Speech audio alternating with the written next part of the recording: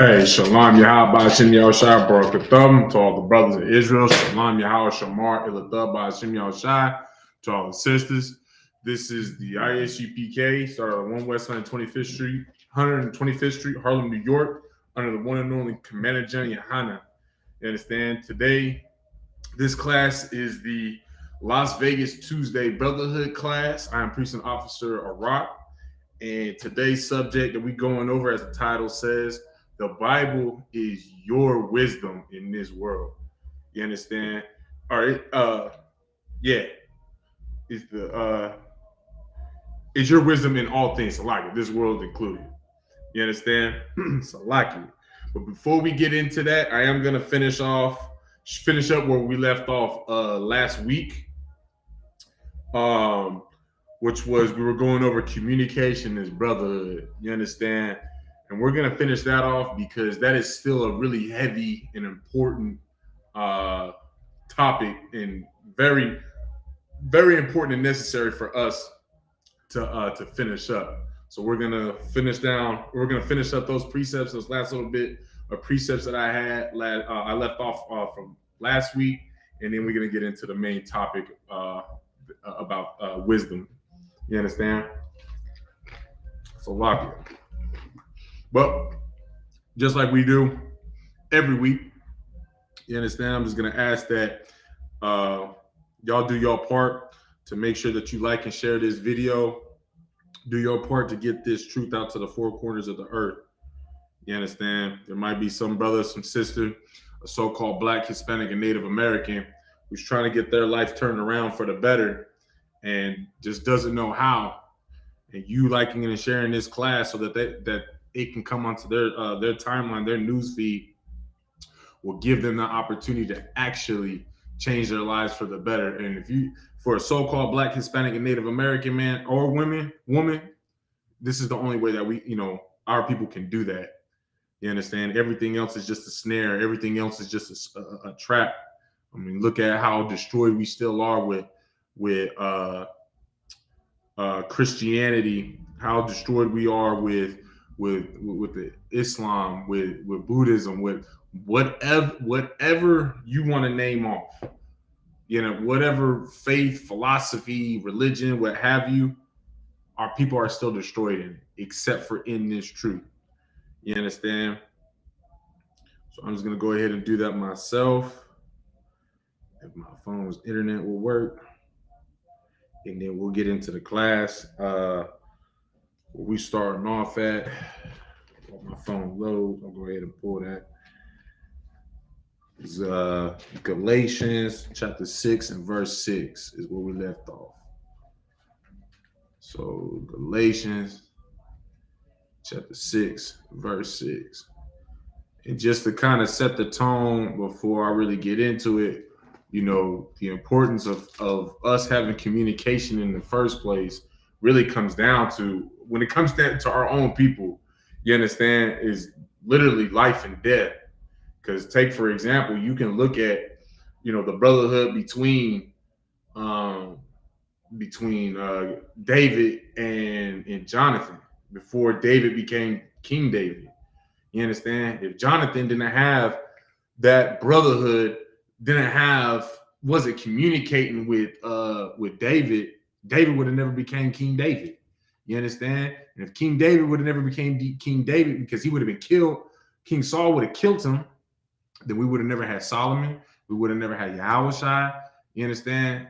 You get what I'm saying? We wouldn't have the story that we have here. So it was because that brother has shown that brotherhood and communicated, he saved someone's life, and thus came that, continued, allowed that seed line to continue, so that our King, Yahushua Mashiach, you understand, was preserved, or Jesus Christ in the English. You understand? That brotherhood preserved our King's bloodline. Y'all need to think about that. You understand? All right. Like and sharing on Facebook, and then we getting into it.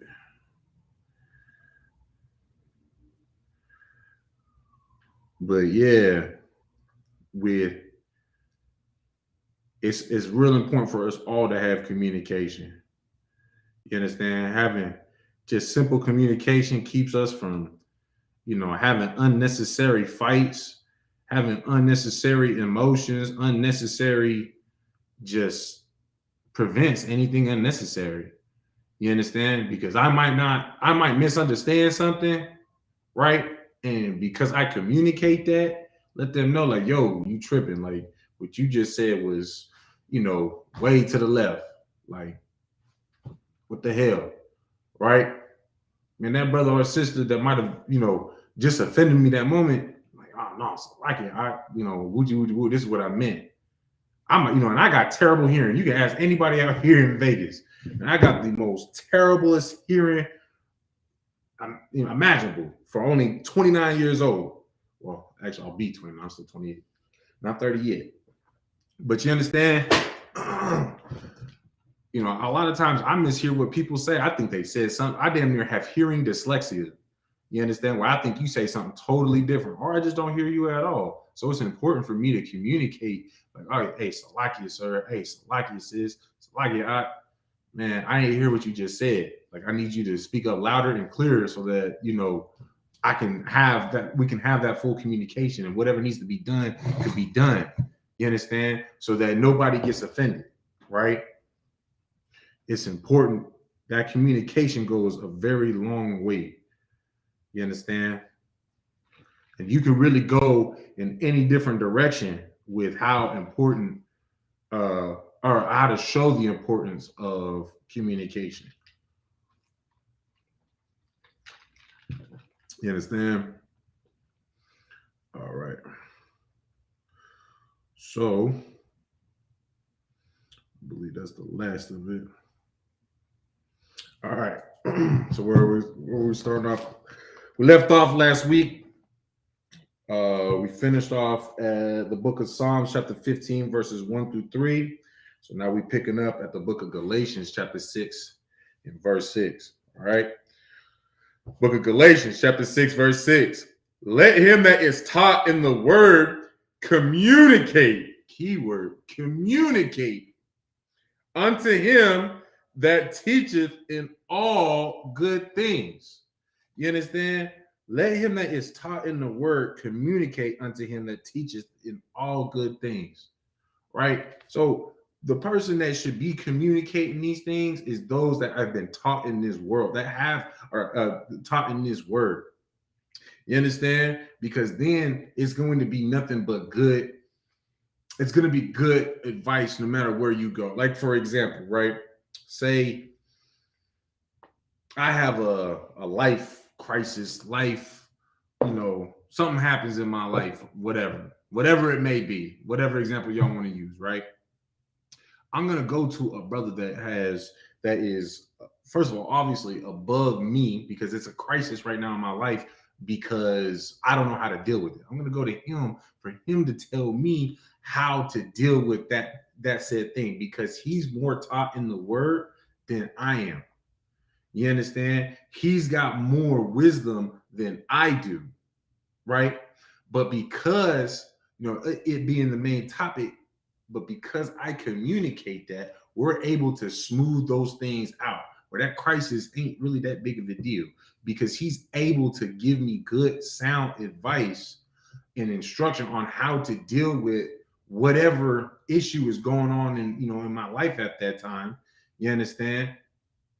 So then that way, not only am I able to get past it and not let that be something that drags me down, but now I got something in my pocket, right, to communicate to the next brother that goes through the same thing that I go through.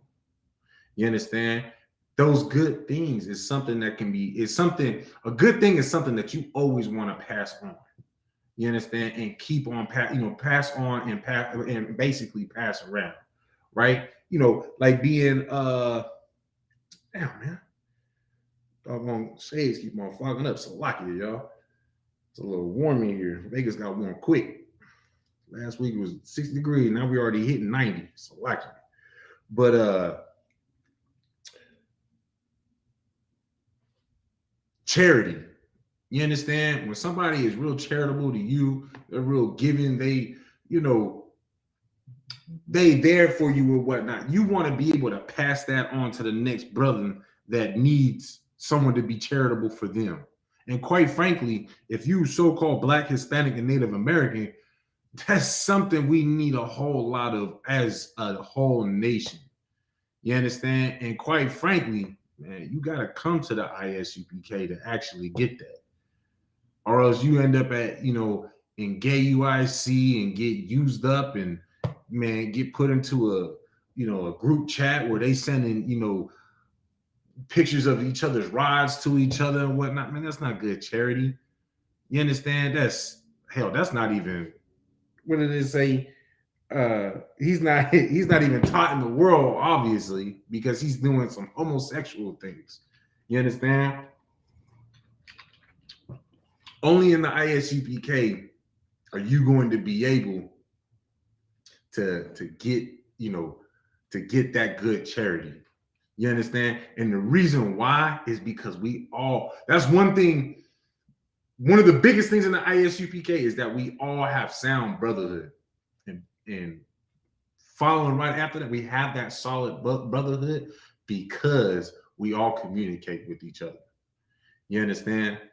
We all are, how I want to put it, very quick to want to solve the next brother's problem. You understand? And have all of our problems solved together. You understand what I'm saying? And the proof is, if you watch us as a whole, that's why we do these classes. That's why, we do our flyer campaigns. That's why, we on the street corners, every weekend, prophesying out, to the people and whatnot, for our people to, to clean themselves up. We're doing all of this because at the end of the day, all that brotherhood is going to provoke the Most High God. You understand? These are those stepping stones to provoke the Most High God to send Christ back. You understand? So that we can have the kingdom. You understand? All right, we're going to drop that. We're going to go to the book of Hebrews chapter 13, verse 5. Hebrews 13 and 5.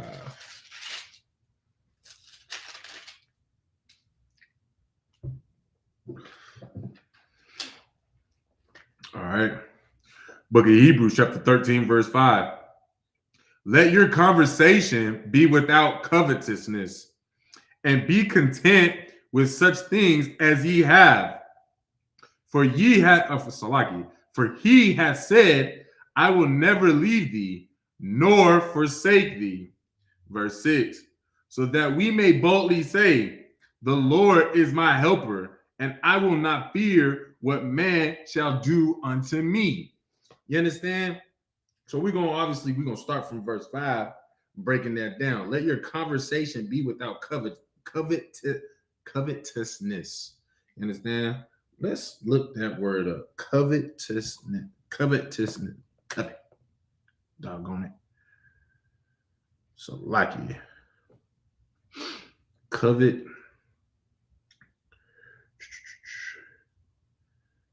Covetousness. Covetousness.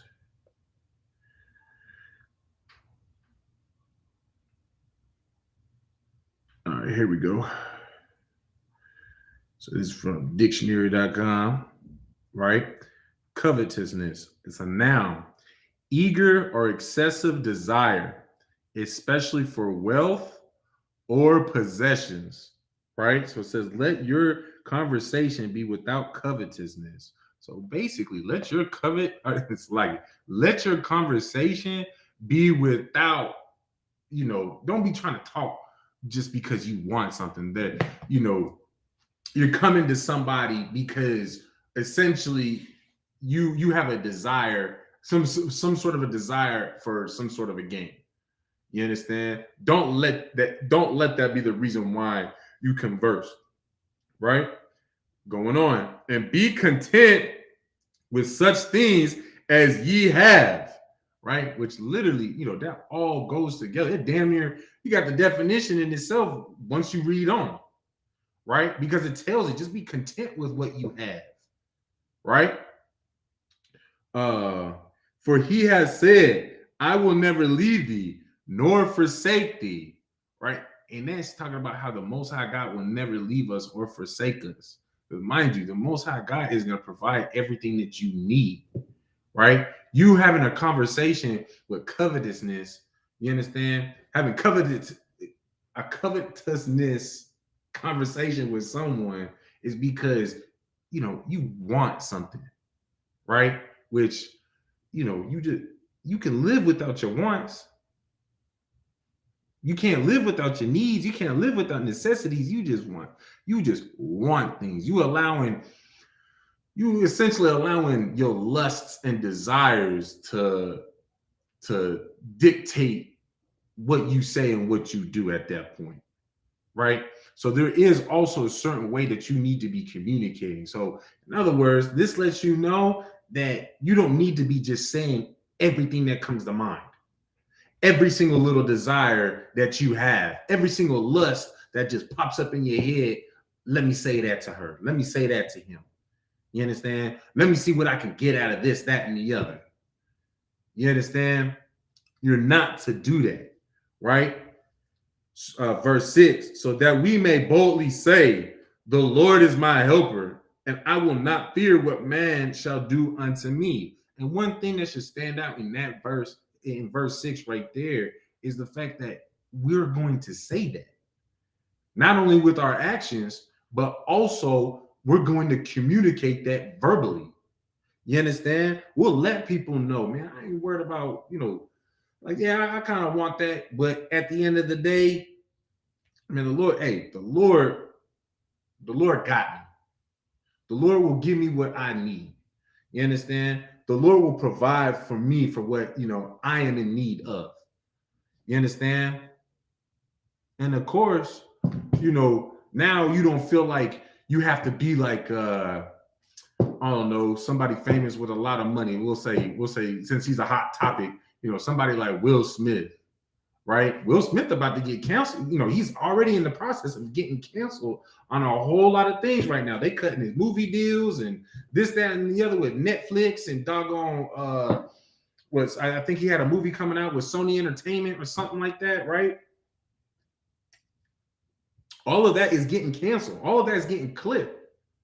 Man, Will Smith is about to be, completely, he's going to be the one holding the doggone spotlight for Jada Pinkett Smith, for his wife, with the way the things are starting to turn out. You understand? Where that role is flipping over so she can be in the spotlight, essentially. You know what I'm saying? And quite frankly, damn well, Will Smith is gonna start kissing. He's gonna act like Nick Cannon. When Nick Cannon was on his, his Israelite, oh yeah, blacks are the Israelites, wooty wooty woo, that whole shebang, and then, once the fake Jewish man checked his ass on it, what did he do? Because they took his show and everything. What did Nick Cannon do? Put him on a radio show, talk show, whatever, with a Jewish dude, apologize to him, apologize to all the fake Jews for claiming his own identity, his true identity, right? For claiming that. He may not have been in the truth, but at least he knew who he was and what he was, right? Took his identity back and then apologized for it. And mind you, as well, cried.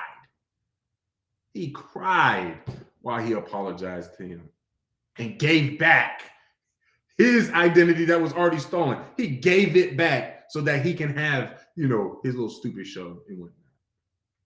You understand? Will Smith is going to do the same thing. Watch. It's going to happen all over again. The only thing that's different is, Will Smith don't know who he is. So it's not going to be in that context, obviously, but just watch. It's going to be the same thing where he tries to crawl his little way back into the spotlight, to have what is being taken from him because he's afraid of what man can do. Actually, he's afraid of what a woman can do to him. His woman at that, Jada Pinkett Smith, he's afraid of what she gonna do.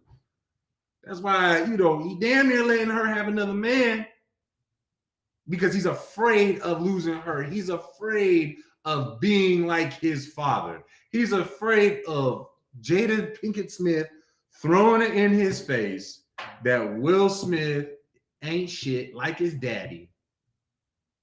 because the sex wasn't good and he wasn't attentive enough and whatever else they had talked about at that stupid round table for her to justify the fact that she's just a disgusting whore. You understand? Behind the scenes of all that, she's probably telling him, like, Will, you need to let me do this because you'll be just like your father. You understand? But hey, at the end of the day, guess what? That's that covetousness communication. You understand? That's actually a perfect example of it. Because now she gets to live as a queen. And you do your history on what a queen is. It's queen, just because she sits on a throne of power doesn't mean that she's not a whore. Because that's really what a queen is a whore. I was out there in California, and the brother, I know I'm sidebarring a lot, but it's, goes with the communication. Brother, Officer Kamada out there, right? Big, powerful brother out there. He was telling us about, I think it was the English customs for their queens, where the queens would like get all the prostitutes in the city, right? And then challenge them in a certain time frame to see who can get the most men, sleep with the most men in this time frame, right? And then whoever had the highest, you know what the queen would do? Go and beat her record.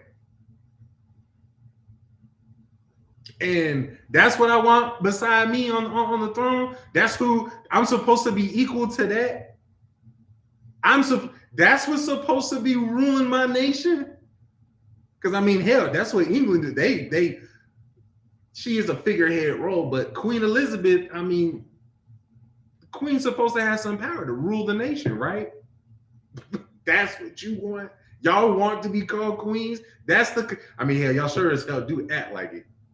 Y'all sure as hell do. Our sisters, man. I love my sisters, but man, the ones that's just like stuck in the world, man, that call themselves queens and whatnot, really believe that? Man, they really act that way. You understand? It shows how destroyed we are. You understand? All right, let's drop that. Go to the book of 1 Timothy, chapter 6, and verse 18. 1 Timothy chapter 6, verse 18.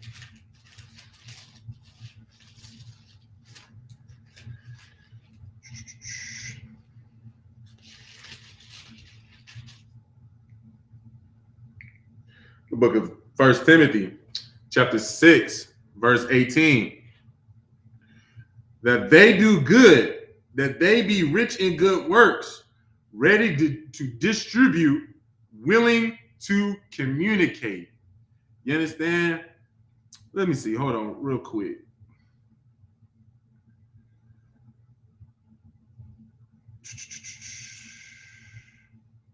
Here we go. Let's read verse 17 real quick, right? 1 Timothy chapter 6, verse 17. Charge them that are rich in this world. You understand? We're supposed to charge the people that are rich in this world, right? That they be not high-minded. Basically, man, to help keep them humble.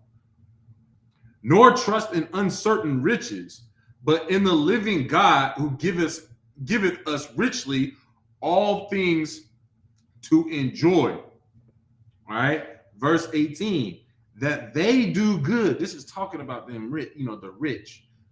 It's important that we charge them, that we put them in a position to keep them humble, right? Let them know that essentially they are meek, they are nothing, because at the end of the day, this is all the Most High God. You have what you have because of the Most High God in the first place, whether you're in the truth or in the world. You understand? That they do good, that they be rich in good works, ready to distribute and willing to communicate. Man, if I may, that do not sound like the American government at all. That, blacks, Hispanics, and Native Americans damn near fighting and crying and clawing and crawling to go and vote for to put in office because they want all that change.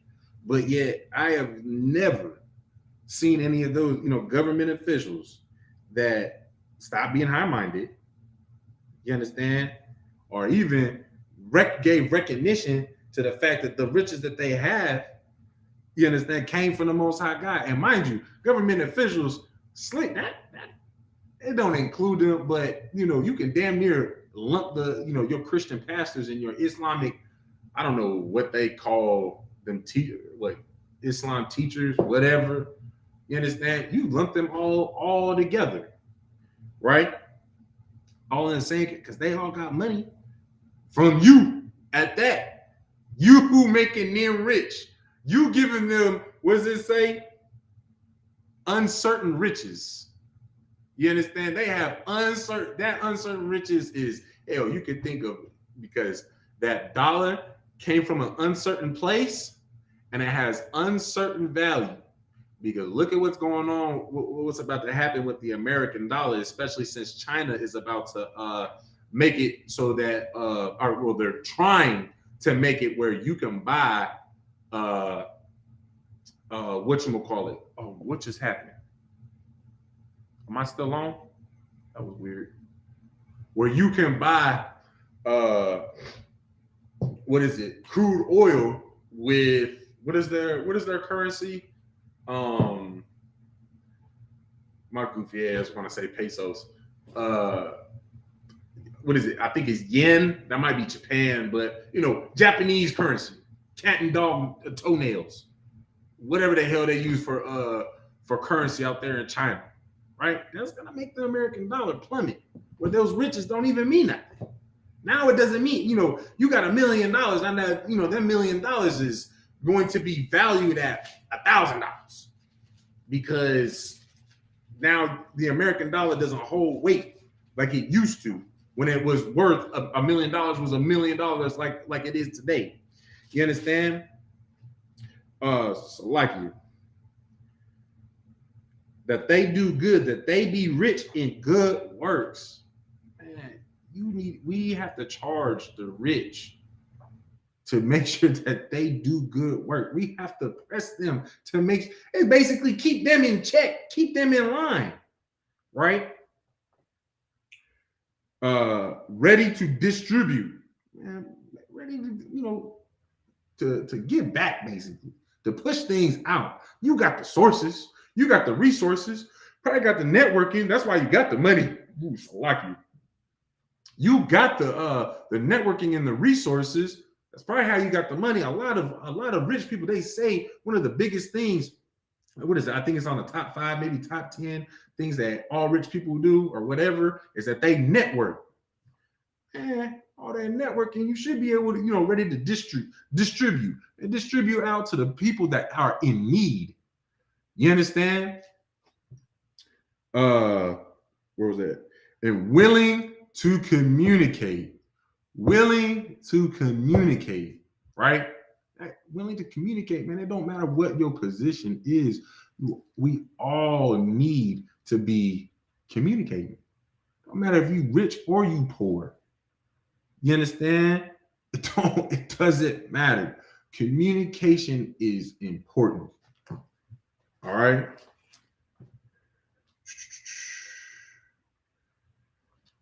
Let's go. All right, we're going to drop that. Go to the book of Proverbs, chapter 18, verse 21. Book of Proverbs, chapter 18, and verse 21.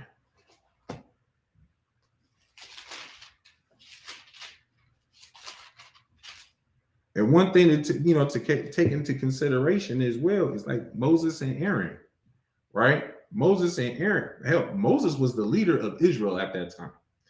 When, after he delivered the people out of Exodus, out of Egypt, right? During that time, he was top dog. He's like Commander General Yohana is today, right? Pretty much the same position, right?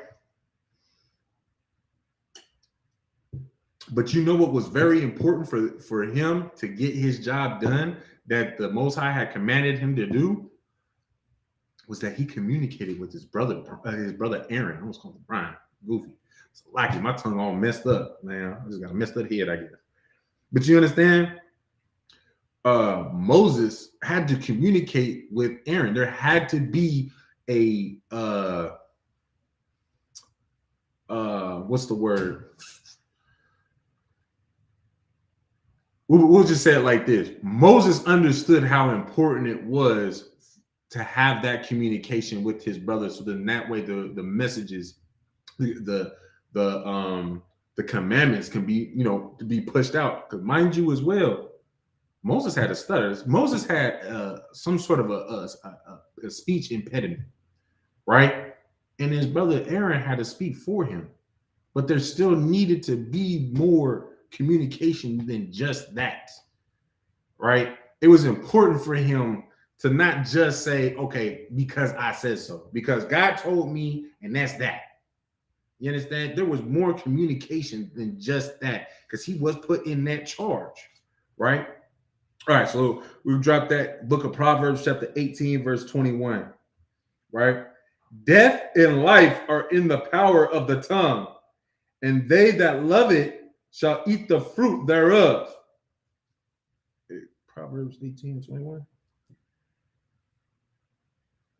Oh, yeah. Right?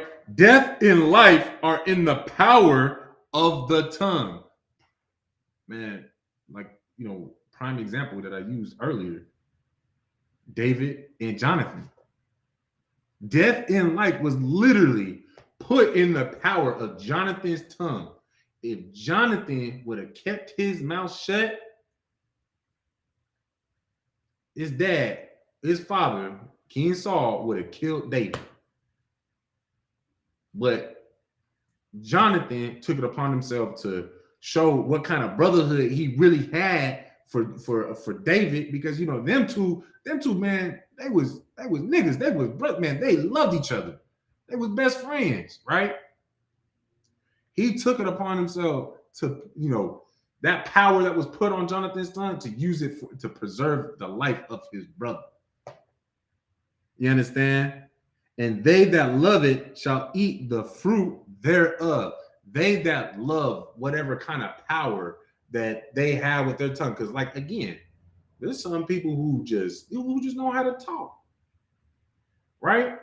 Whatever fruit they decide to partake on, whether it's death, you could take doggone Donald Trump and hell, really just the entire oppressor's race, because they so quick to try to get so-called blacks, Hispanics, and Native Americans killed in as much as possible. Where y'all seen it on Instagram and Facebook, where everybody call them Karens, where the white girl can be clear across the field and will start screaming, he hit me, fall down, do this whole charade like something happened to her, even though in the midst of her being recorded. But mind you, you think that's just the 21st century thing? Like, that didn't happen all throughout 1900? Prime example being Emmett Till. You understand? I mean, hell, look at Timmy and Rice. He just had a toy gun. Little boy with a toy gun, killed as soon as they hit that corner. Pop, pop, just popped it. That was it. When, as far as I know, there's supposed to be an escalation of force. So, in other words, the police are trained to communicate before they get to that point where they're supposed to start exchanging rounds. You understand? But mind you as well, that's part of the reason why our people are destroyed still, is because we have that lack of communication.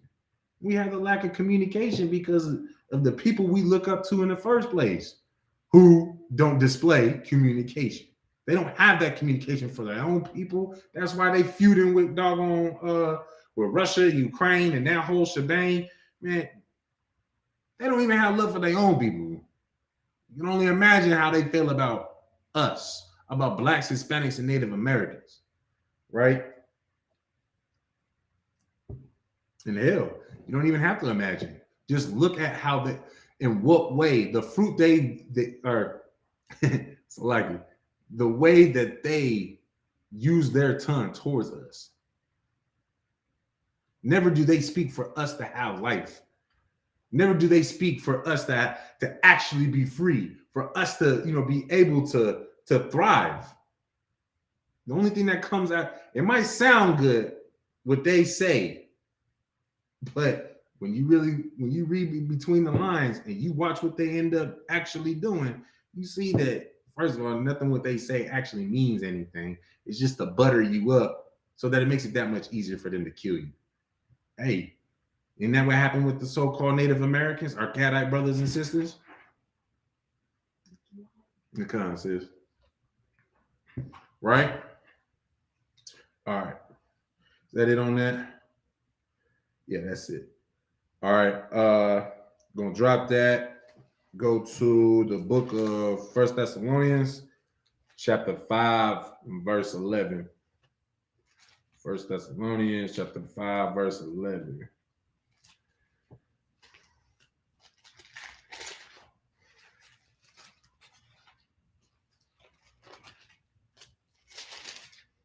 And then if anybody has any questions on the chat, feel free to type it in.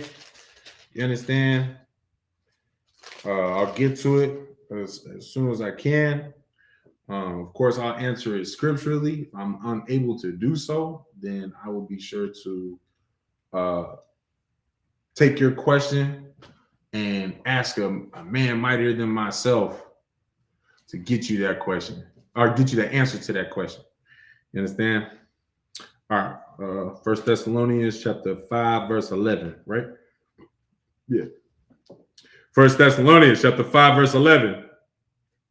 Wherefore, comfort yourselves together and edify one another, even as also ye do. You understand? Right? So, wherefore, comfort yourselves together. That's letting us know, that literally just goes with Zechariah 2:1, where, gather yourselves together, O nation not desire.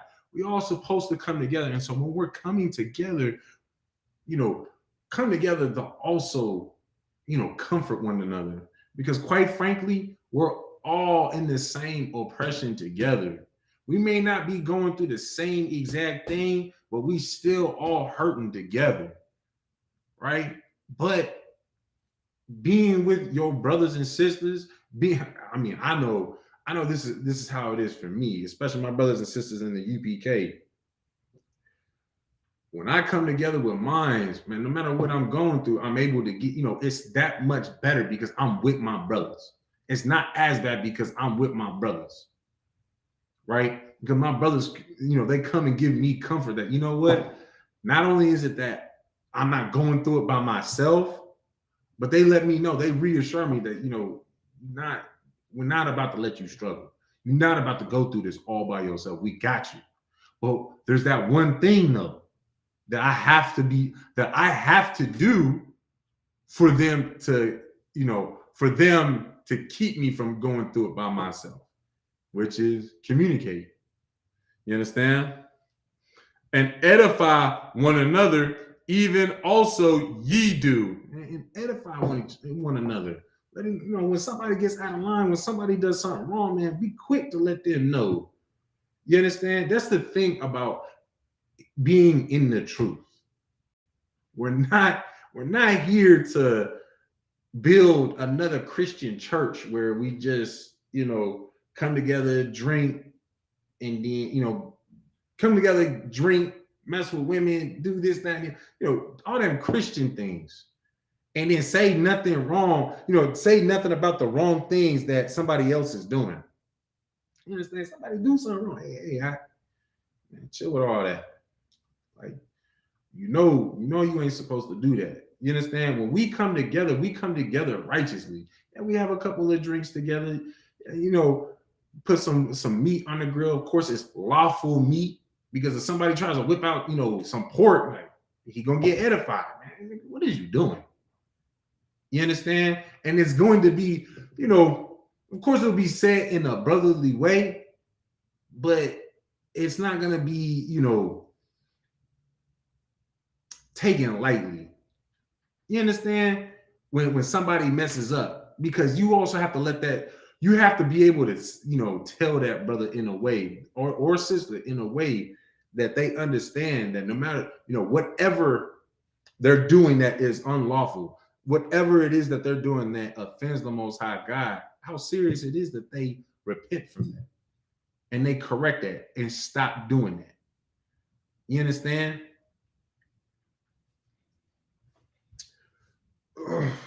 And edify one another, even also ye do. You understand, man?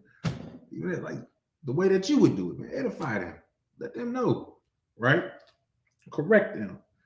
All right, just a couple more, and then we'll be getting into the main topic. So we're going to go back to the book of Proverbs, chapter 16, verse 23.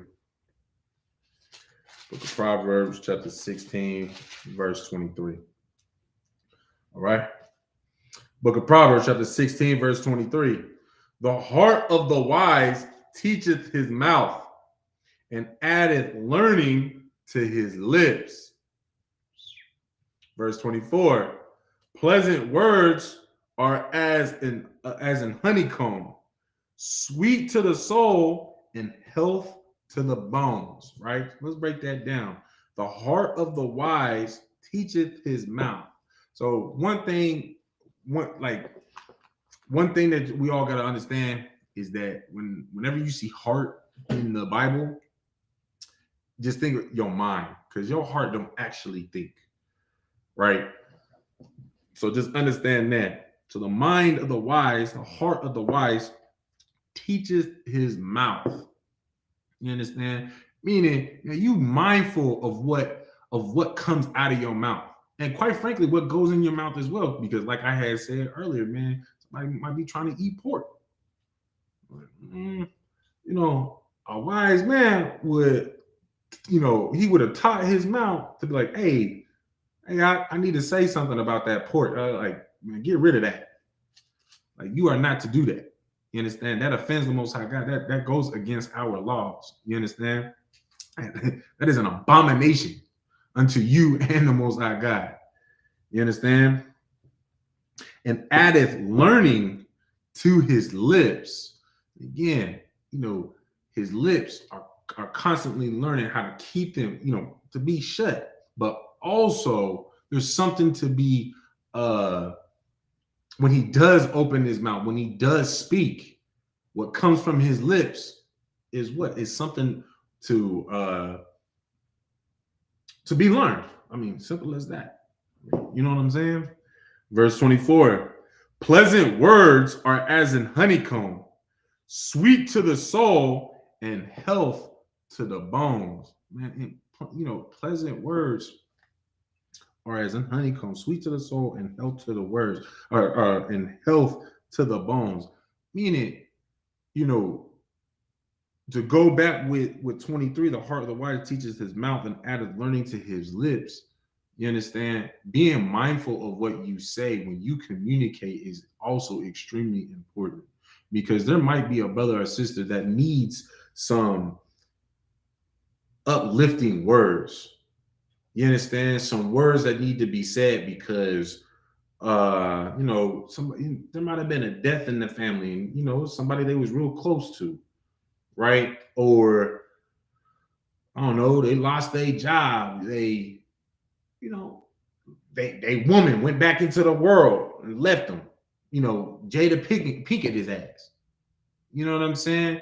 What pleasant words, man, can revitalize that brother or sister. So then that way, they not so down, which literally goes back to what we had read in 1 Thessalonians 5 and 11. You understand? Come together and comfort, and comfort each other. You understand? Comfort each other, edify each other, because you know what? Take, for example, somebody like Will Smith. Man, Will Smith need to be comforted. You understand? He need to be comforted and edified. He needs to be edified first, then comforted. He needs to be told about just how emasculate he is for letting, you know, his woman just do all the control him like that. Right? He needs to be told about himself. But then, man, let him know. Man, but then give him some pleasant words too. But like, listen, this ain't that. You know, she's not the one and you know, the one and only that you're gonna have. She's not the last one. And in fact, you're gonna have, you know, you get yourself right, you do what you're supposed to be doing, man, you're gonna have something even better. And quite frankly, even more of them, where it doesn't have to be a secret about what y'all are, the fact that you have another woman. It doesn't have to be behind closed doors, so to speak. You understand? And then the best part is, you know, the women that you get, you don't have to worry about them ever messing with August, that August cat, or any other dude. You understand? I mean, it's like that would uplift me. Like, man, what that crazy bitch did? You know, this crazy bitch did all this, and you know, I just get myself right, and I can have something, you know, 50 times better than that, and then some. All right, I'm gonna try it your way. You know what I'm saying? All right. This is the last scripture on the communication, and then we're going to today's topic. All right. So drop that book of Romans, chapter 14, in verse.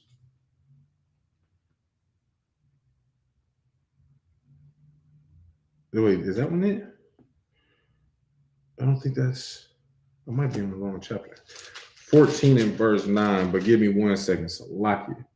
I might have my whatchamacallit messed up my notes for this. Bear with me, so lock it.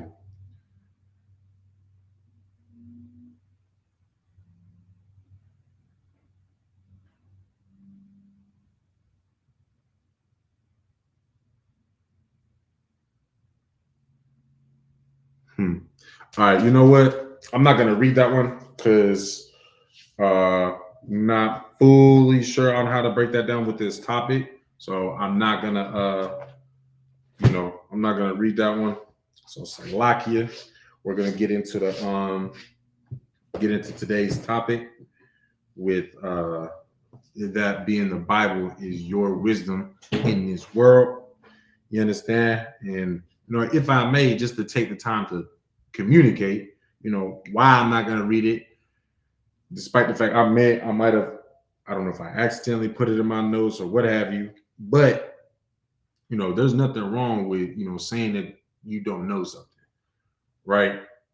Because the thing is at the end of the day, as long as I'm not doing what your Christian pastor does, or anybody, what have you, does what that Christian pastor does, goes, you know, oh, I don't know what it is, but this is what it sounds like. This sounds about right. Feels good. You know what I'm saying? That's, as long as we not doing that, man, that's a step into, for one, showing your wisdom, right? Because first and foremost, what does the scripture say that, you know, prove all things. And if I can't prove what I just said, then I just made, you know, I'm just sitting there communicating a bunch of nonsense. And in the end, when somebody goes to, you know, prove what I just said, now I look like a fool, right? But guess what I am able to do? I can say, you know what, today I don't know, but tomorrow, or even the hell at the end of the night, you know what I'm saying, I can get a breakdown on Romans 14 and 9, and then I know, right? All right. Wisdom. The Bible is your wisdom in this world. All right. Which, mind you as well, what is part of that wisdom that you'll get from what we just started off with today? The topic that we started off with that we continue from last week is communication. You'll learn the importance of communication. You understand? That in itself is wisdom. You learning to communicate, actually taking in the importance of it and displaying that you understand the importance of communication also shows that you've gained wisdom, right? And of course, you're going to get that with, you made that change in the first place because you actually started reading the Bible. You actually started studying the Bible. You actually started to learn what the Most High God is about. And the Bible actually says for yourself, instead of just allowing somebody to tell you, society raising you as a Christian, essentially. You understand? Never even opened the Bible, but yet all these stories, all these verses, John 3:16, you know all the things that society knows. You know what I'm saying? Like, take for example, myself. I believe, one reason why I didn't want to mess with the Bible, at all, was because I couldn't wrap my mind around how a God can say, "Oh, I love you unconditionally, but if you do this, I will burn you for all of eternity." Right? That makes sense to me. So, do you love me conditionally or is it unconditionally? Now it sounds like it's a contradiction in itself. So I didn't want to touch it. But then, of course, had a conversation with a brother, Officer Kowal, 1000 out there in North Carolina, out there in Fayetteville. We was in East South military together. I remember we was doing a junk detail, and I don't remember why we got on the subject about religion and whatnot. And we started talking about that stuff. Obviously we started talking about that. And it's like, all right, man, they don't even say that nowhere. Now, at that time, he wasn't even in UPK yet, but he knew about, he was just learning about the Israelites and whatnot, right? But, at that time as well, he was just starting to really dig and learn correctly, right, about what the Bible actually says. And, let me know, like, man, they don't even say that. Like, God does have, conditions. You understand? The law is still in effect. And if you don't follow the law, then God don't love you. Simple as it. So there is condition. It's conditional love. And then from there, there was other little things that we talked about that I had discrepancies about, but a lot of it just got smoothed out where it was like, okay, what you learning from? Like, this is, it's kind of interesting. Like, all right. And then, as you can see, ended up in a UPK. You know what I'm saying? So, hey, Barakatah Yahweh Yahweh, because you know what? Chances are I still would probably be in East House military. Probably would have got shot and killed. Just, on the second deployment I would have had. You know what I'm saying? The first one, obviously, I'm here. You know what I'm saying?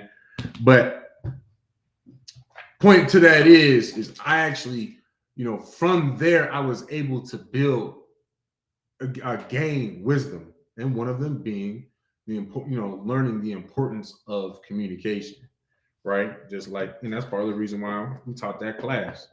I taught that class, right? So what we're gonna start off is we're gonna go to the book of Ecclesiasticus, chapter 1, verse 14. All right. Book of Ecclesiasticus, chapter 1, verse 14. To fear the Lord is the beginning of wisdom. So right here is letting you know the beginning of you actually having wisdom is fearing the Most High God. Very simple, right? And it was created with the faithful in the womb. So what is that letting you know? That right there is hinting at, first of all, it says the faithful in the womb. We got a couple people that's online. I'm gonna give y'all a few moments for y'all to tell me. Let me see if any of y'all online can tell me what that part means. Ecclesiasticus 1 and 14, where it says, "And it was created with the faithful in the womb." And the only thing that I will expound on when it says it was created is the fear. The fear was created with the faithful in the womb. So explain to me, I want y'all to explain to me, how is it that the faithful had the fear of the Lord, when they was just put in the womb.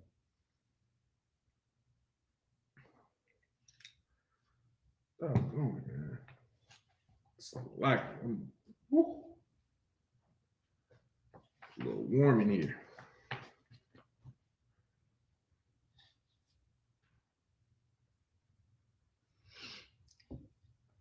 Give y'all a few moments.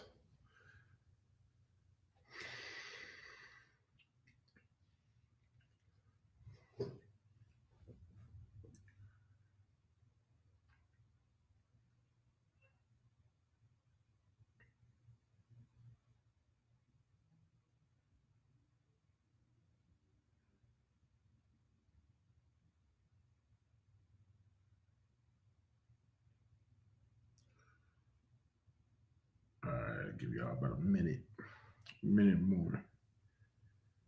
See if y'all can tell me.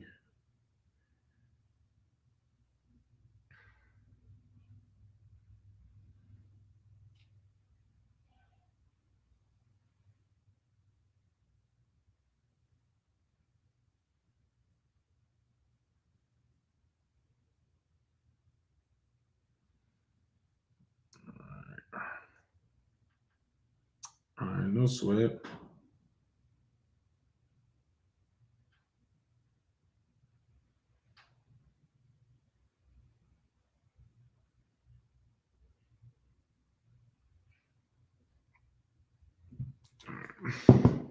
All right, no sweat. So it says, and it was created with the faithful in the womb, right? I didn't see anybody online that answered no sweat. Not sure. Ain't no thing, right? So the fear was created with the faithful in the womb. That in itself is hinting at the fact that first of all, regeneration. As Israelites, one thing that you learn is that we don't really die. Your flesh dies, right? You're born, you grow up, do all these great, amazing things, and then eventually start getting old and you wither, your flesh withers, and then it dies. Your flesh dies. But then guess what? You'll be born again, not in the Christian sense, but you'll be put in the womb again. You have a new body. You'll be born. You'll grow up, do all these great, amazing things. And your flesh will wither, and then it'll die. And that's been going on since the beginning of the Most High creating Earth. You understand? That's the circle of life. You understand? Just like the plants, everything gets recycled on this earth, so does life. You understand? So that lets you know that it's letting you know that basically, man, if you was a prophet before, if you was a priest before, if you was in the truth before, if you had the fear of the Most High God, now you had it before. And you'll have it again when you grow old, your flesh withers and dies, and you're put back in the womb. And you'll have that fear of the Most High God in the womb all over again, time and time again. You understand? All right, so drop that. Go to the book of Deuteronomy, chapter 4, verse 5.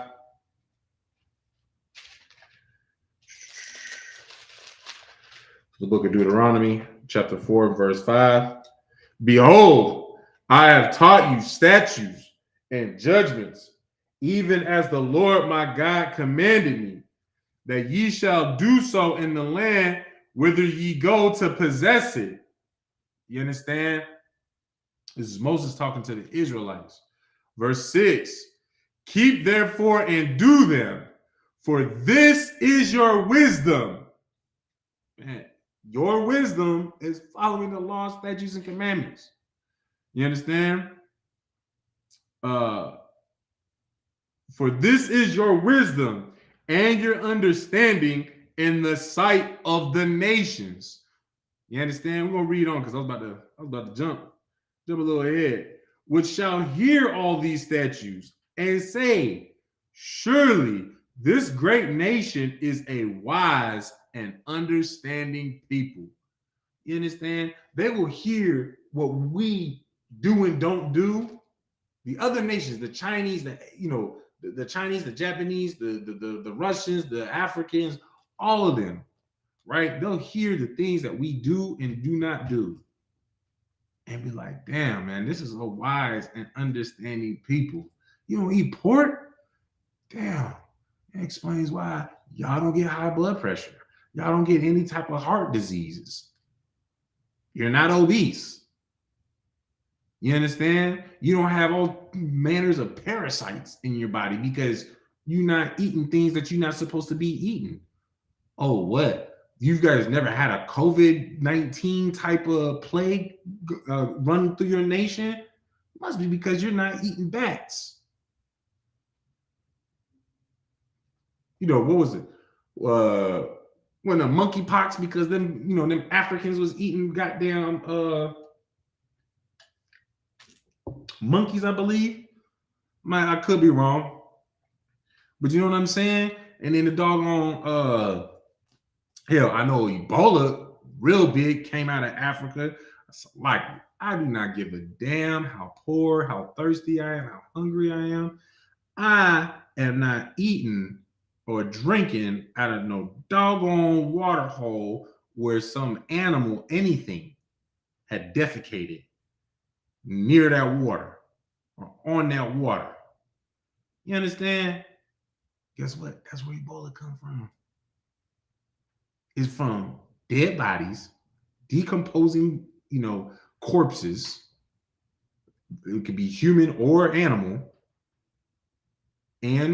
or from feces, something defecated, something took a dump in the water or near the water. Thus comes Ebola. And where is it really prominent out of? Africa. It spreads out of Africa, and then they bring it here into America, which is crazy. So, like, I'm not gonna sidebar on that. You understand? But because our God told us how to be clean and how to separate, when we gotta defecate, how to separate that. When what to do with the dead bodies, what we are and are not supposed to eat, what we can and cannot eat, I should say. You understand? Once they see us doing that as a nation, they're gonna look at it, man, damn. They don't get no diseases. They don't get plagued. They just don't get plagued with nothing. Man, this is a wise and understanding people.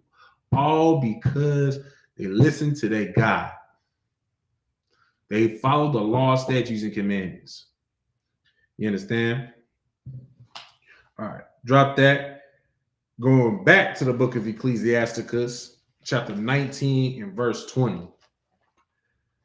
Right? Book of Ecclesiasticus, chapter 19 and verse 20.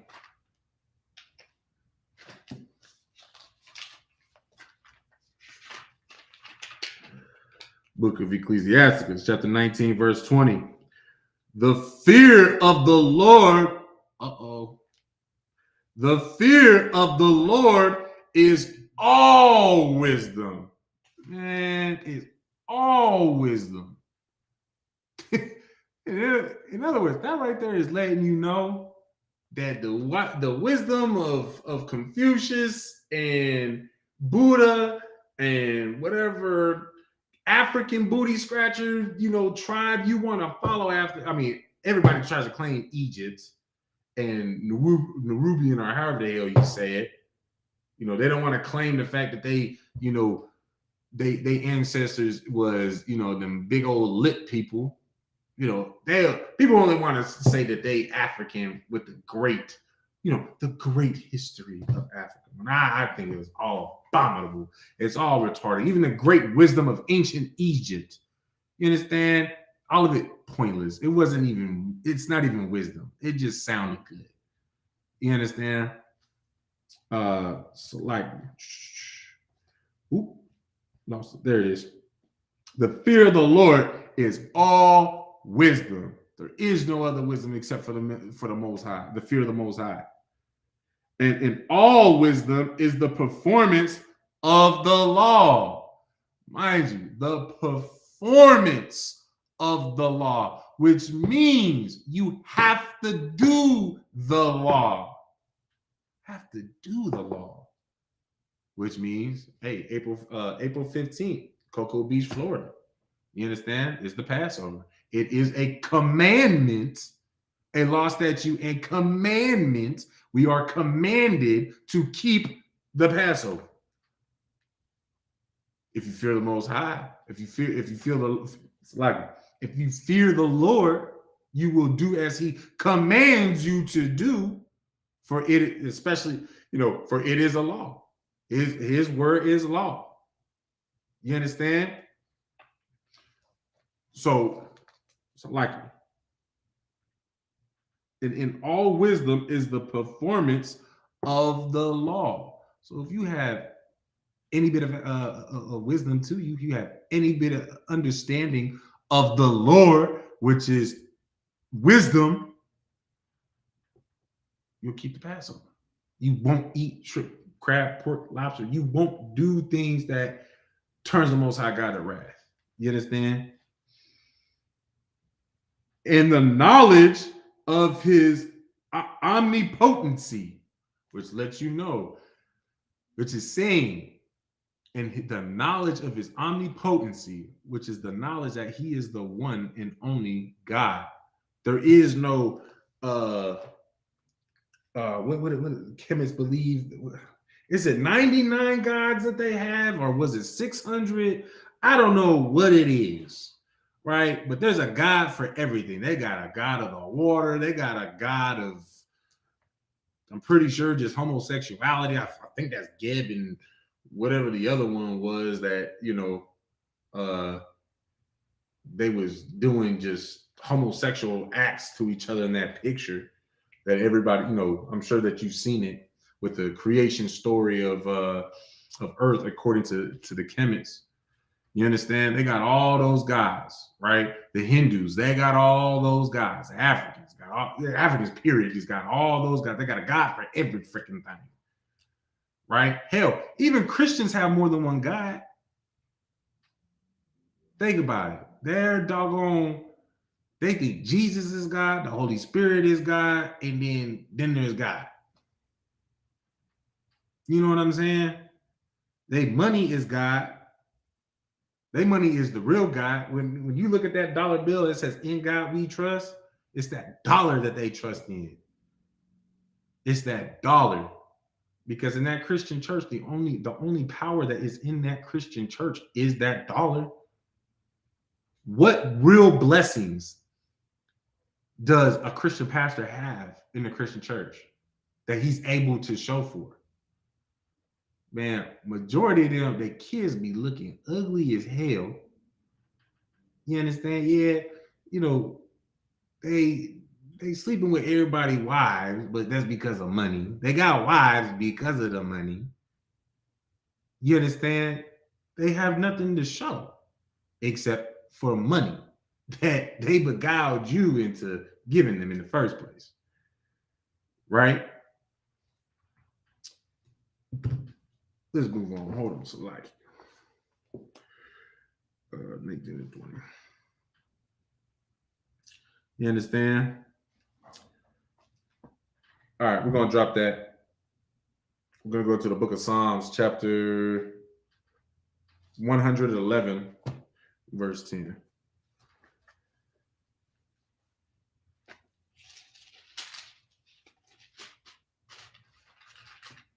Psalms 111, verse 10.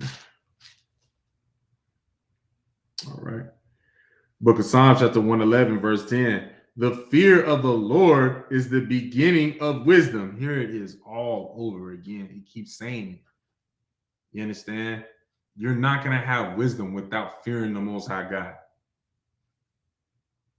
Just start with there. Start with it right there. You understand?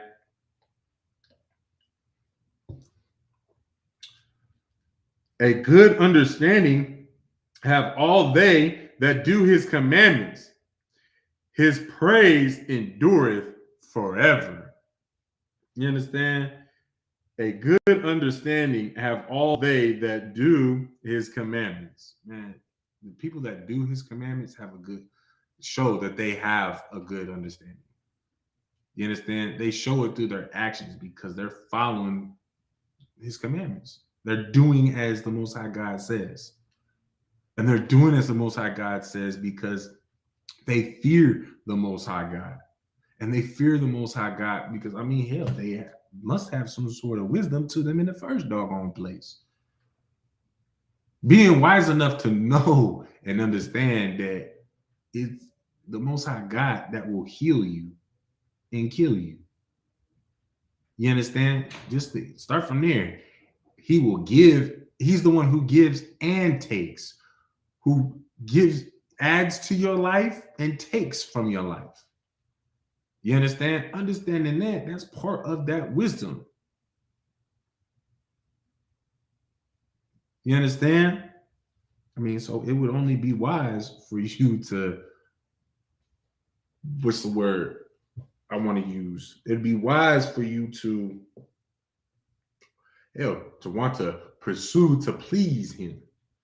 I mean, you pursue to please your father, your parents when they told you to do something. You went and did it because you didn't want to ask for it. Well, now you learning that if you don't please the Most High God, he will kill you. And then if he allows you to come back, then he's gonna make you come back with an extra finger in a cleft lip. You understand? One ear, half an eyeball, make you just look crazy. Be mentally retarded. Point is he's gonna punish you. You understand? All right. We're gonna drop that. Now we're gonna go to the book of James, chapter 1, verse 5. The book of James, chapter 1 and verse 5.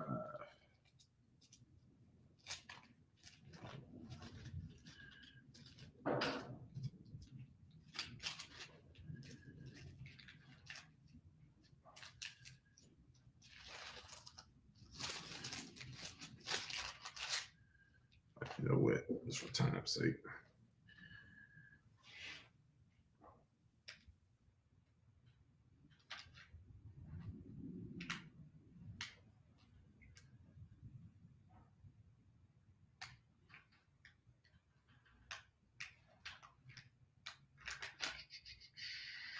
Book of James, chapter 1, verse 5. There we go. The book of James, chapter 1, verse 5. If any of you lack wisdom, let him ask of God, that giveth to all men liberally, and upbraideth not, and it shall be given him. You understand? Let's look up that word, upbraideth. Right? Let's see what that word means. You understand? Upbraideth. Oh, actually, let me back out. Yeah, there we go. Upbraideth. Upbraid, verb, find fault with someone or scold. So it says right here, it says, let him ask, if any of you lack wisdom, let him ask of God, that giveth to all men liberally, and upbraideth not. Which meaning, man, you coming to ask him for wisdom, you come into the Most High God, he's not gonna, man, over here coming to me for what, man? You got a cleft lip, this, that, and the other, man. He ain't worried about that. You understand? And mind you, as well, it says that give it to all men liberally, man. He quick to give. The Most High God loves so-called Blacks, Hispanics, and Native Americans. You understand? Mind you, the men, when it says give it to all men liberally, it's not saying everybody on the face of the earth. You understand? He's talking about so-called blacks, Hispanics, and Native Americans. The only thing is a lot of us don't go to him. That's why our people are destroyed in the way that they are. You understand? And in the midst of that, man, he sees that we are destroyed. He sees that we're destroyed. But you think that he's gonna look at you like, man, look at this goofy ass nigga asking me for help with his destroyed. He destroyed. Why would I give him wisdom? Why would I give him this, that, and the other that he is asking for? You understand? He's not gonna do that because he's not looking for reasons to nitpick you so that he doesn't have to, so that he decides, I'm not giving it to him, right? And it shall be given him. Man, in other words, this lets you know, just ask for that wisdom. But of course, the wisdom starts where? It starts with you having the fear of the Most High God. It starts right there. But that, just because you fear the Most High God doesn't mean now you got all the wisdom in the world. Nah, man, that's just the beginning. Now start asking for that wisdom so that you know how to judge, certain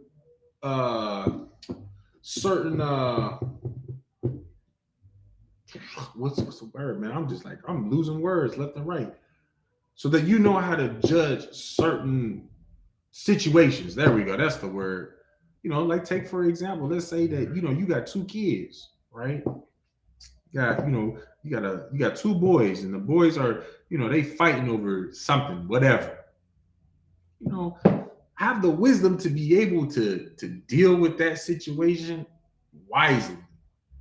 Because of course, think about it. You could just go in there, just whoop both their asses, tell them to shut the hell up, go to bed early. Now you ain't eating because you want to fight with your brother. There's a little bit of a lesson there.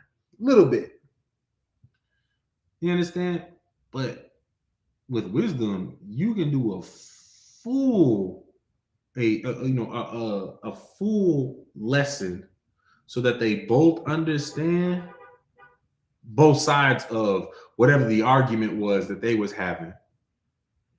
You can also teach them discernment in itself. So now you also building both them boys up to have that type of wisdom that you just displayed in that situation. You understand? There's many things that come out of just that one little lesson right there on on how you decide to judge whatever just happened between them two little ones. You understand? All right. So we're gonna drop that. Go to the book of 1 Kings, chapter 3, verse 7.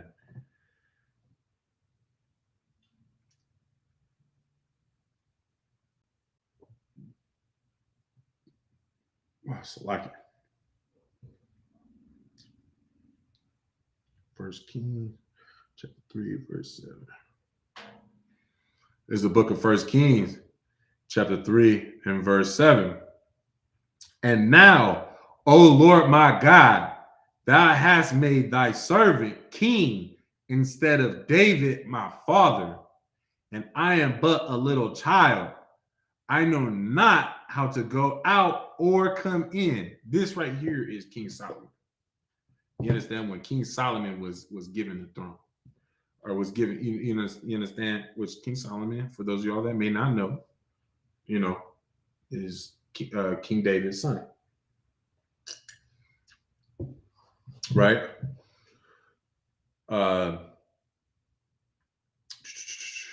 So this is the most so this is King Solomon, talking to the Most High God. He praying to the Most High God, man. Like, you just made me king, right? We're gonna read this down to verse 11. Verse 8, and thy servant is in the midst of thy people, which thou hast chosen, a great people that cannot be numbered nor counted for multitude. You understand? So now he knows that he's basically put in the middle of all of them because now he's king. So King Solomon is like, man, like you put me in the middle of all of them to deal with all of these people, right? And like he said, man, but I am but a little child. And this put a little child, putting a little child in the midst of the people to judge everybody. You know, like Solomon's just like, oh Lord, right? Verse 9. Give therefore thy servant an understanding heart to judge thy people, that I may discern between good and bad. For who is able to judge this, thy so great a people? So now King Solomon, now he asks, now mind you, what did we just read in James 1 and 5? The Most High, man, if you ask, you got little knowledge, you got little wisdom, ask for the Most High. Ain't word of, he's not about to what was the word? He's not about to, he's not about to not judge you. He's not about to nitpick you and be like, man, you just a kid. Like you shouldn't be talking to me. You shouldn't be asking me of things. I'm the Most High God.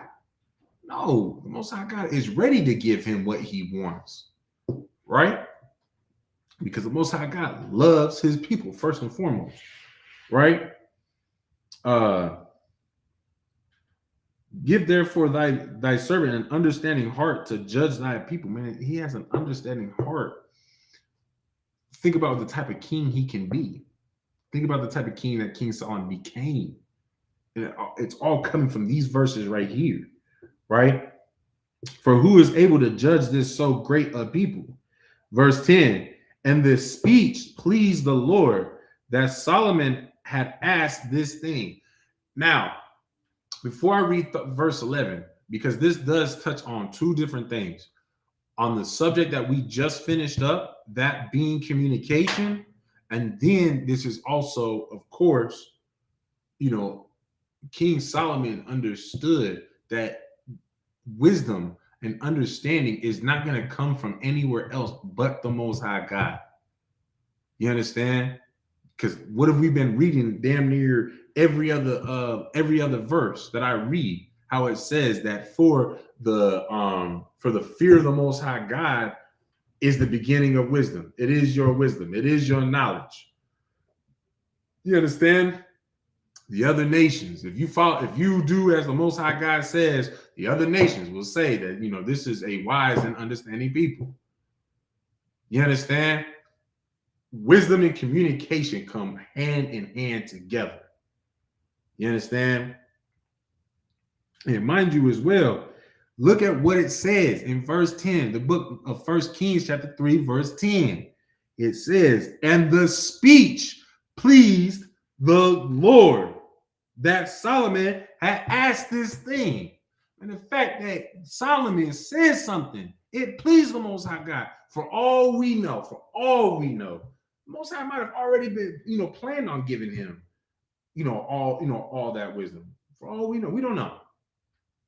We don't know how wise Solomon would have been had he not asked. But he probably got a whole lot, he probably would have been a very wise king because obviously he had quite a bit of wisdom to him. Salaki. He already had quite a bit of wisdom to him because he already knew to ask. You understand? He already knew to ask the Most High God. He already knew to go to the Most High God. He knew that, him going to, Kemet is not going to make him, in him going to Kemet and learning the ancient Egyptian ways and their wisdom and this, that, and the other, that wasn't going to help him just, discern between good and bad when it came to judging his people. He knew he had to go to the Most High God. That in itself lets you know that he was wise. He was already incredibly wise, right? But how wise would he have been without this part right here? We would never know because he just showed his wisdom, right? Verse 11, and God said unto him, because thou hast asked this thing and hast not asked for thyself long life, neither hast asked riches for thyself, nor hast asked the life of thy enemies, but has asked for thyself understanding to discern judgment.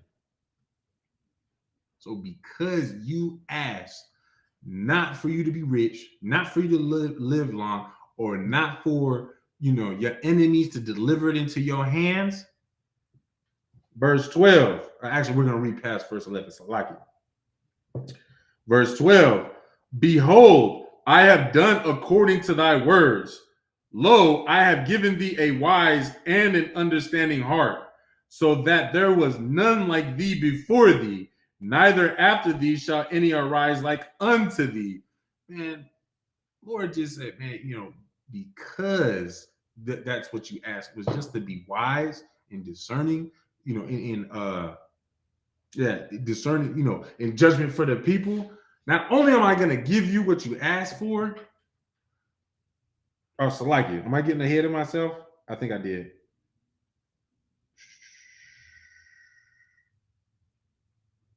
Oh, yeah. He's saying, but yeah. So like I said, he says, not only am I giving you what you just asked for, verse 13, and I have also given thee that which thou hast not asked, both riches and honor, so that there shall not be any among the kings like unto thee all thy days. So not only did he get the wisdom that he asked, to be just a wise king, to be able to deal with, to be able to judge his people, but now he, Most High said, man, I'm gonna give you riches, and there is not gonna be any other king like you while you live. Man, in other words, man, you will not be comparable. One of the greatest kings. And what's crazy is King Solomon was such a great king. The other nations try to claim him as their own. I believe, is it Ishmael is the main one? Ishmael is like one of the main ones that claim King Solomon as their, that he was a Muslim and everything. I believe it was Islam. You understand? Because I mean, hell, to say that he is one of your people, one of the greatest of the greats, because niggas can't have nothing. Niggas can't have. We can have ghettos, we can have violence, we can have drugs and destruction and this, that, and the other, but Blacks, Hispanics, and Native Americans, we can't have nothing. You understand? Because anything that we do gets just destroyed by everybody else and whitewashed and demolished. You understand? We get no recognition for anything. You understand?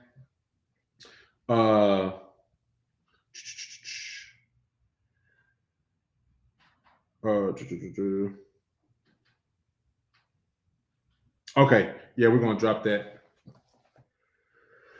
All right, so we're gonna drop that and go to the book of Colossians, chapter 4, verse 5. All right. Book of Colossians, chapter 4, verse 5. Walk in wisdom toward them that are without, redeeming the time. Let your speech be always with grace, seasoned with salt, that ye may know how ye ought to answer every man. Right? So walk in wisdom toward them that are without, redeeming the time. Redeeming what time? And what does it mean by to redeem time? Man, redeem the time that is lost. Redeem the time that, you or that individual was lost in the world doing God knows what abominable things. Redeem that time by walking in the wisdom toward them that are without.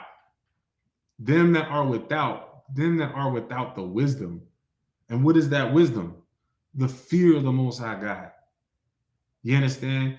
The wisdom of your history, your culture, who you are. Man, go to them that don't know who they are, that don't know their culture, don't know their history. You understand? Walk to them in that manner of being prepared to teach them. You understand? And that in itself is what's going to be redeeming your time for what, while we're waiting for Christ to return, you redeeming the time that you you were smoking cigarettes, getting high, having sex with whores. You understand? Or you women, on a stripper pole, posting naked pictures on the internet, on Facebook, Instagram, OnlyFans, the whole shebang. You understand? Do walk in the wisdom is what's gonna, part of like what will redeem that time for you sisters, because y'all ain't supposed to go out there and be teaching and whatnot. So mind you, right? Verse 6, let your speech be always with grace, seasoned with salt, that ye may know how ye ought to answer every man. You understand? Man, make sure you got that, your speech is seasoned. You know how to talk to people. You know how to, speak to them so that you don't offend them. Show that you have some wisdom. You get what I'm saying? And one way that you get that, like take for example, right?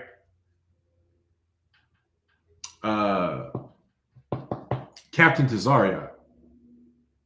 That man right there. Let me tell you. So what?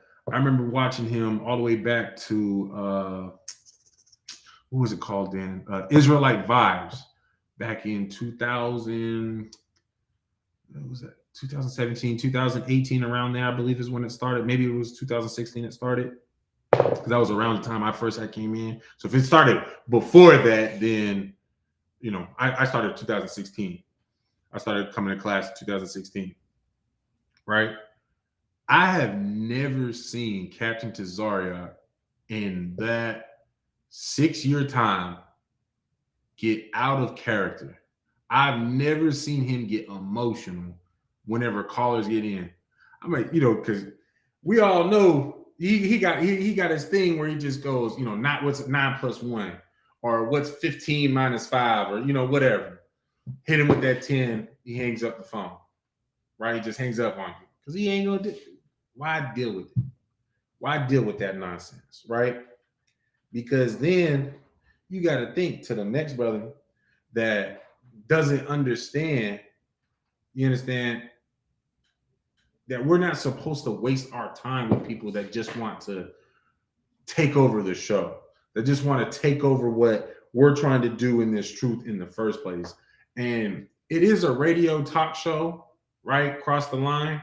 It is a radio talk show, but it's still, that radio talk show is still a tool for fishing our brothers and sisters out of the world. You understand? So there's still a certain way that we must act and also talk. And Captain Tazariot and Captain Katazai are both perfect examples as to how you must always stay seasoned, or how you must always act. You understand? They show how seasoned they really are with the things that they say. Because man, they cold with the doggone with the scripture. We all know that. We all know that be watching it, right? But also they show that they walk in wisdom towards them that are without. You understand? Because they show on that show that when they're dealing with whomever, the hecklers and whatnot, people that just want to just start shit on their, on their show for whatever reason, right? Because ultimately they just haters, but you get me? There's still a certain way to act. There's still a certain way to be. And, you still have to be that representation for those that don't have that wisdom, that don't have that understanding, that, you could become just like this as well. And that's why when people try to say stuff to Captain Tazariot, like, man, your decorum is just like unmatched, wooty woo. What's the first thing that Captain Katazai and Captain Tazariot and Captain Katazai say? Captain Tazariot, I've always heard him say, hey, first and foremost, Most High in Christ. But, Slick, I learned from the best of the best. I learned from Jeremiah, Commander General Yohana and General Mahayim. You know what I'm saying? What does Captain Katazai say? Man, I learned from Captain Tazariak. But what does that let you know? For those that are without the wisdom, when they're they're going through that walk towards those without. What does that let them know? Salaki. What does that let them know? That you know what? You can become just like me. You can become your decorum can be just like mine. You can become just as patient as myself. You understand? Because at the end of the day, we all have to take into consideration, Captain Tazariak was in the world at one point just like all of us. You understand? He had whatever demons that he had in the world. I'm not gonna speak for him, right? Probably get checked like no if I did, even though that he's talked about, watch all the cross the line radio shows. He talks about some of the demons that he had when he was in the world. It's just not my place to talk about it. You understand? That's his story to talk about. Same thing with Captain Katazai. They had their demons in the world that, quite frankly, I share with them. There were some things that they did that I did as well, right? But the thing is they left that old person alone, that whoever they were in the world alone, and now you got Captain Tazariak. Now you got Captain Katazai. And the thing is, for those that are without the wisdom, they need to be shown that you can obtain this discipline, that you can obtain this, everything that when you look at Captain, any of the higher men above you, any of the higher men, just any of the men, period, in the school, the things that they may have that you're like, man, I want that. It might be, damn, man, he got multiple ribs, however many ribs. Man, I wish I could have that. I wish I could have, how he always got, like Captain Tazariak be having the coldest headpieces. I want cold ass headpieces like that too. Eventually, I can have that. The decorum that he has, the way that he's able to battle. I just don't have the best, and y'all been seeing it all night in damn near every class. I don't have the best speaking ability. Like I'm not the best speaker, but I wish I could talk like Captain Tazariak, slick. You know what I'm saying? But yeah, I know I kind of like really sidebar with that a whole lot. But you get what I'm saying? Those are excellent. Captain Tazariak and Captain Katazai, in my opinion, are great examples because I tune in every Thursday. You understand? Today, cross the line. And I believe that those two are like the perfect example for, Colossians chapter 4, verses 5 through 6. You understand? So likely. All right, we're going to drop that, go to the book of Proverbs, chapter 17, verse 28. All right. The book of Proverbs, chapter 17, verse 28. Even a fool, when he holdeth his peace, is counted wise, and he that shutteth his lips is esteemed a man of understanding. And again, what's funny about this breakdown right here is there's a lot of it is going to sound like, some of the verses that I pulled in my communication class, in my communications breakdown. You understand? Because this literally goes over that. Because communication isn't just, hey, let me know. You always let me know, or us just talking, checking up on each other.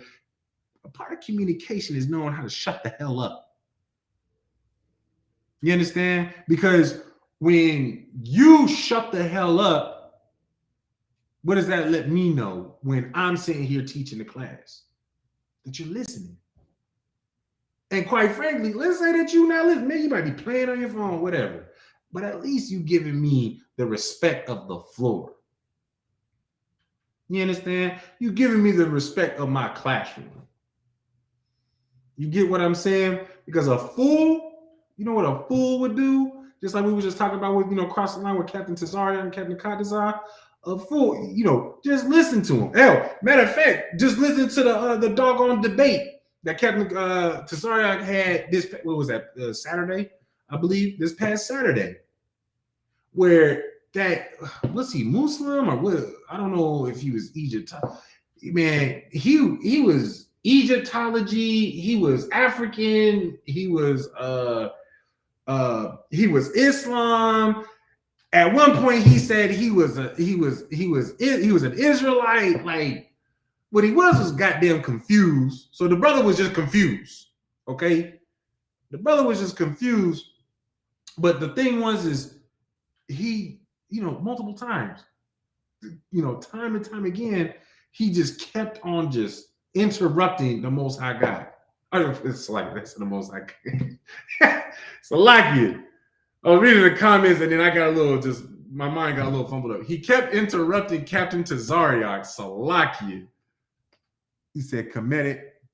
Oh, okay, yeah. So he was comedic, but I appreciate that. But man, you say he was comedic, but then he wasn't that an Islam get down? Wasn't that a Muslim hat and gown or dress, whatever the hell it was? And then like he was sitting there talking about what's his name? Malcolm X. Malcolm X was a Muslim.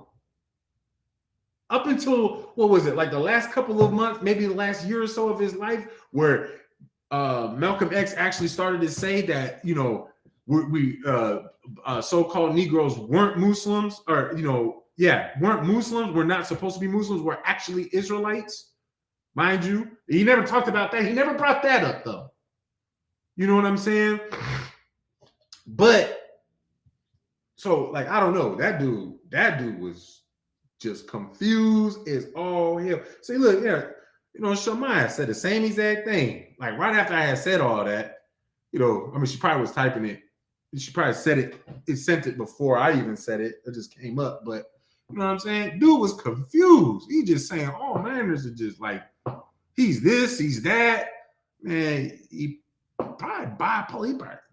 He bipolar as hell. He think, there's all sorts of gods, which probably means he hears voices. Salakia. I mean, I think all of them chematology people just hear voices.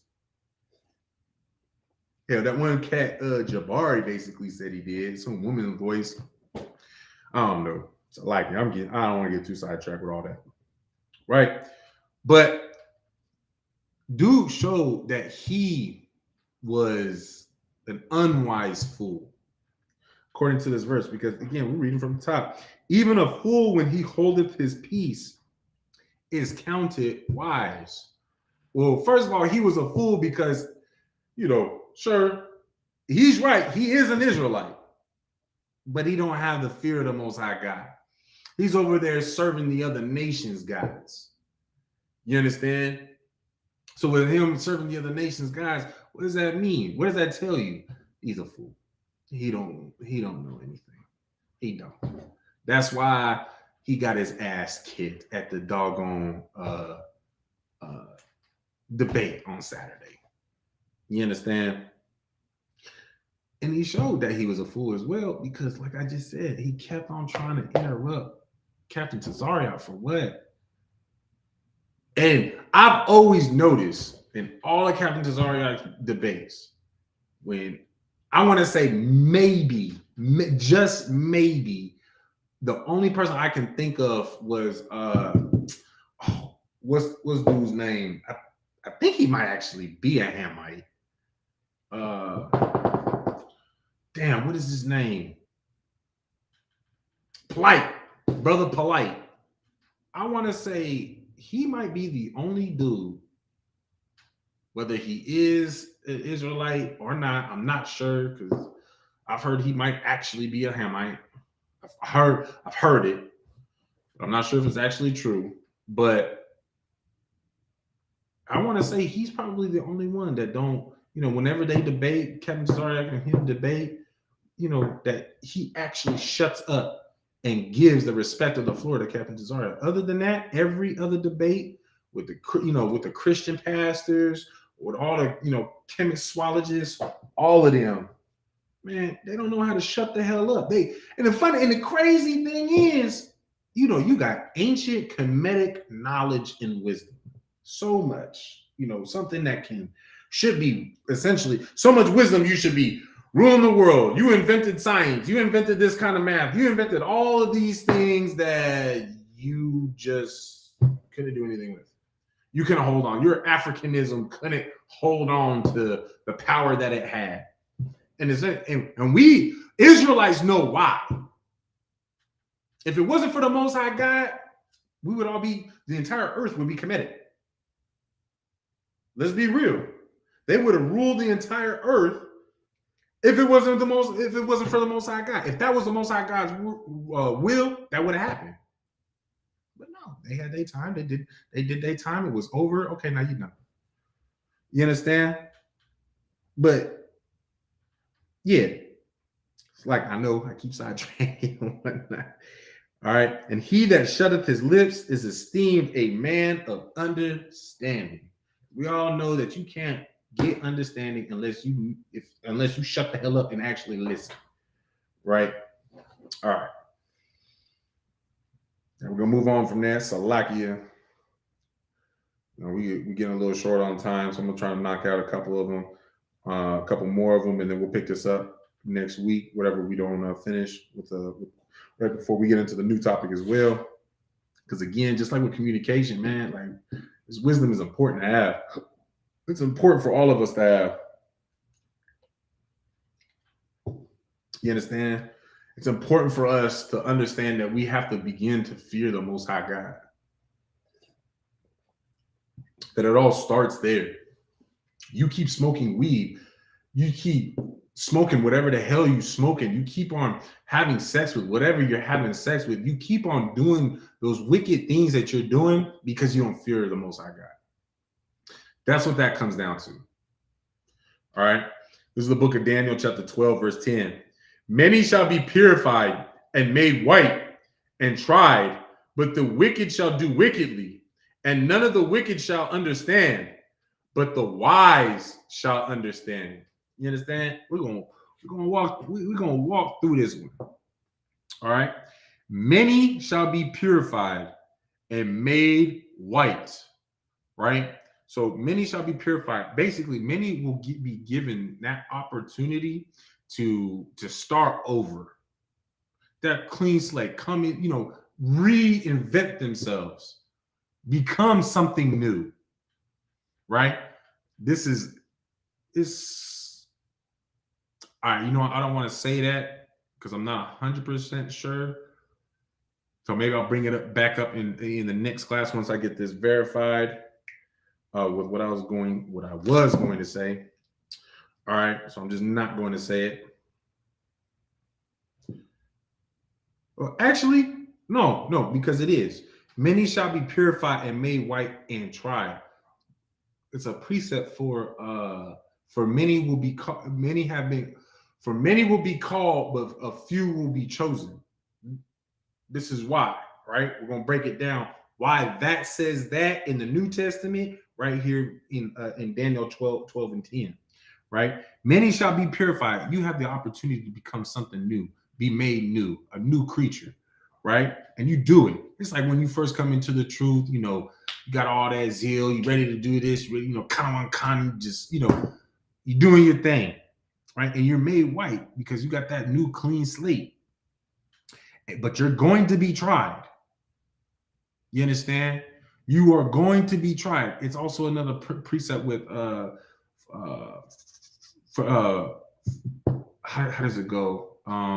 Just paraphrasing it, where basically gold is tried in fire. Or that men will be made more precious than gold. How's the precept go? So lucky.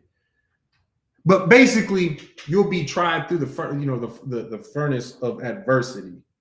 You understand? just like gold, to burn out all the impurities. You understand? You're gonna go through things to see if you actually shed yourself of those impurities. You'll be tried, right? But the wicked shall do wickedly.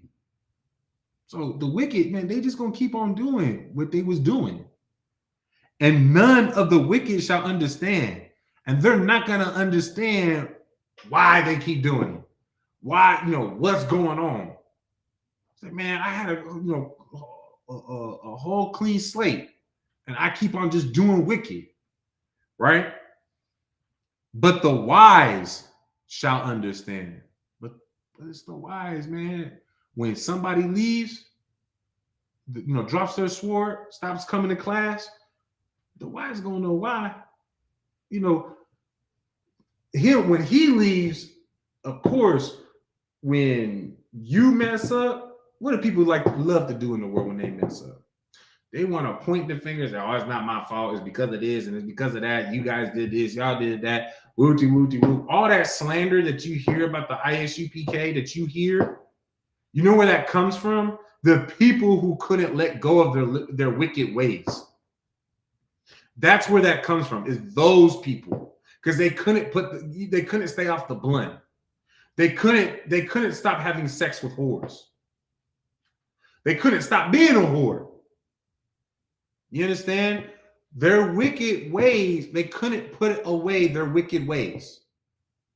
So when they leave, and of course, we let each other know, hey man, don't talk to this sister no more. Don't talk to this brother no more. He decided to go back, he decided to slander the school, do this, that, and the other, wooty wooty woo.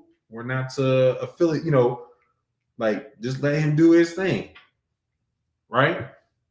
Not necessarily like that, but I'm keeping it just kind of brief. You understand? For once. But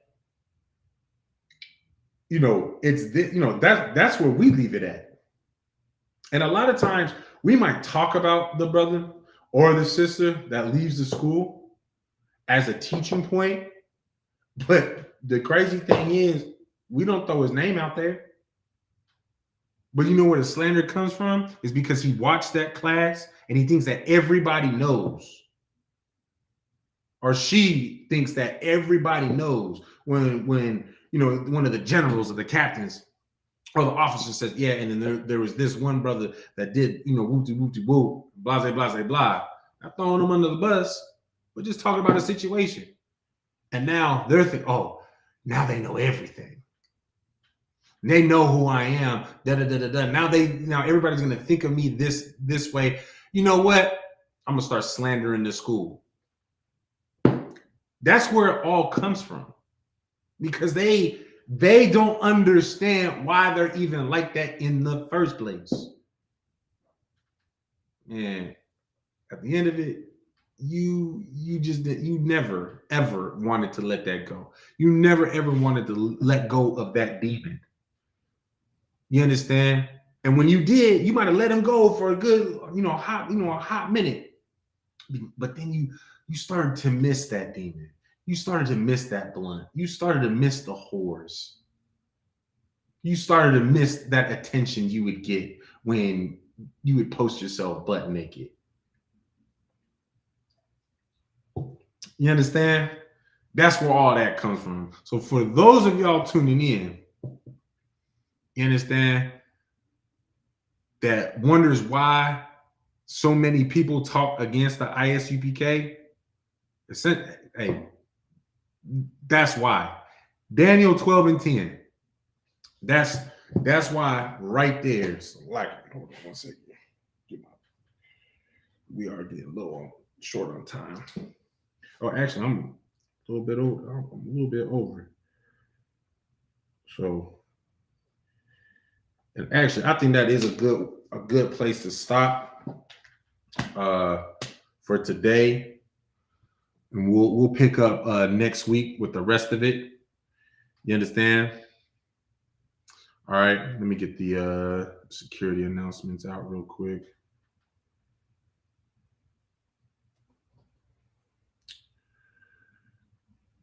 So let me get that out. I'll start reading these during my class as well. So lucky. All right. I lost it. So next week we'll get back on the rest of this. Pick up from where we left off. Starting off Jeremiah 33:3. You understand?